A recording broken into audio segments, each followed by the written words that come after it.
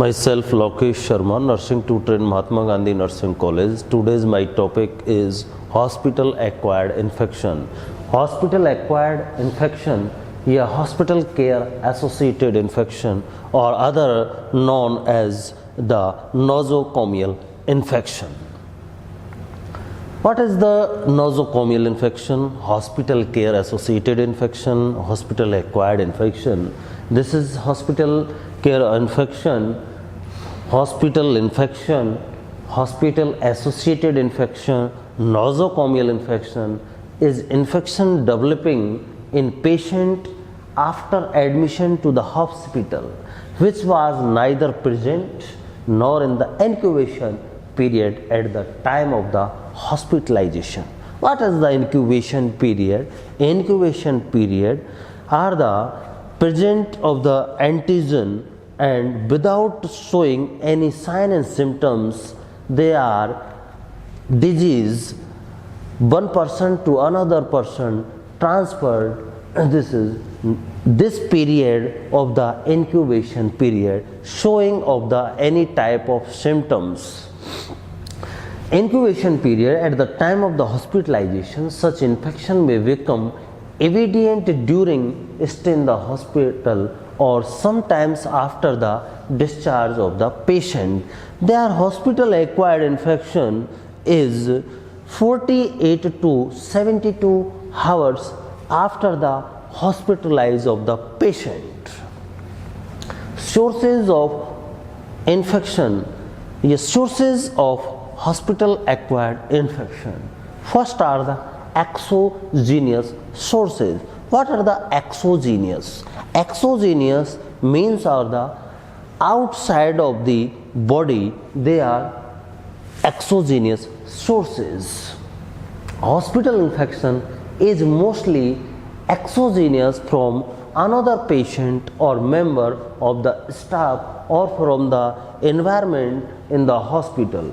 Patient and hospital personnel suffering from infection or asymptomatic carriers are the most important source. Environment sources include inanimate objects, air, water, foods in the hospital, inanimate equipments just like as the endoscope, cystoscope, catheters, bed pawns, surface contaminated by the patient, secretions, excretions, blood and body fluids. What is the carrier? Carrier are the one person to another persons of the infection without showing any sign and symptoms. Endogenous sources. Endogenous sources are the our body sources. Just like as the patient on flora, normal flora are the endogenous sources. On flora may invade the patient tissue during some surgical operation or instrumental manipulation. Are the normal flora just like as the intestinal normal flora of E. coli. Then the patient suffer from the disease during the hospitalization. Then the contaminated food and waters are the environment of the adopted by the E. coli for growth and multiplication. They are produce the disease. They are also endogenous disease. Almost any microorganism can on occasion cause hospital acquired infection, but those that survive in the hospital environment for long period and develop a resistance to antibiotics and disinfectants are particularly important. Staphylococcus aureus strains resistant to multiple antibiotics.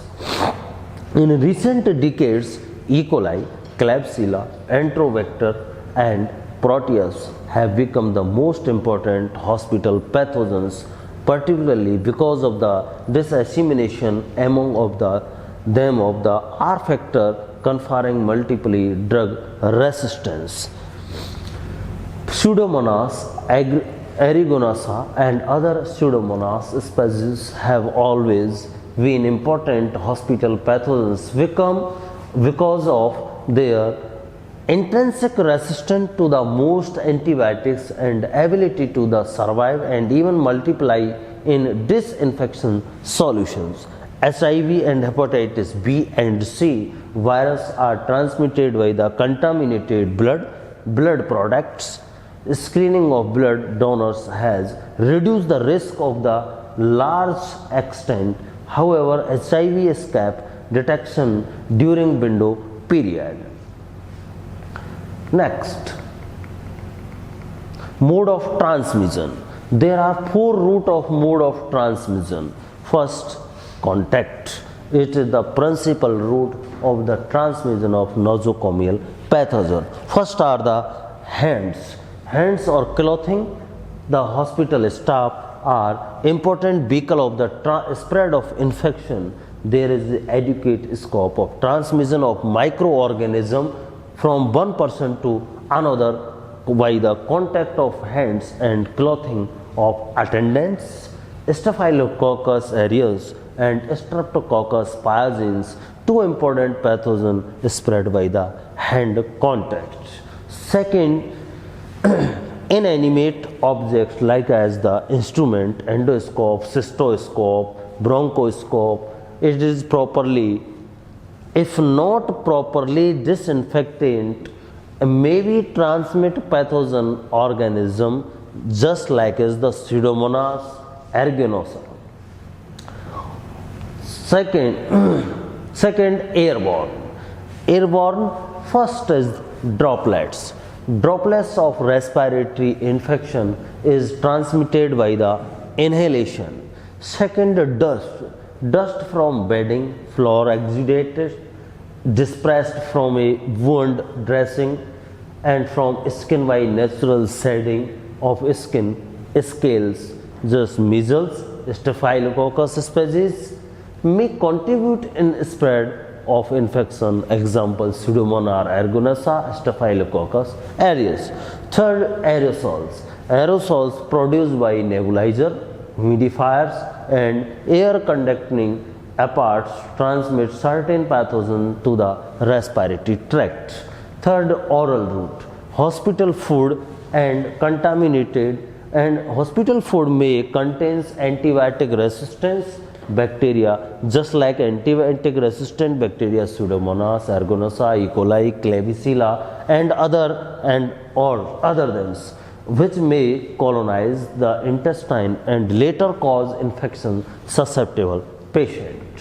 Third, parenteral route, which is the introduce of disposable syringe and needle. What is the parenteral route? Parenteral route are the outside of the alimentary tract. Thus is the syringe and needles. Transmission of infection by parenteral route has been infrequent just like as the intravascular, intramuscular, subcutaneous. However, certain infection may be transmitted by blood transfusion, tissue donation, contaminated blood products, contaminated infusion fluids. Hepatitis B and HIV are 2 viruses which may be transmitted in this way. Common hospital care associated infection. Most are the common nosocomial infection are present. First are the UTI, urinary tract infection, are the more than 80% chance of the hospital associated infection. UTI is the usually associated with the catheterization or instrumentation of urethra, bladder or kidney. Urinary tract infection associated with the catheterization is named as the catheter associated urinary tract infection.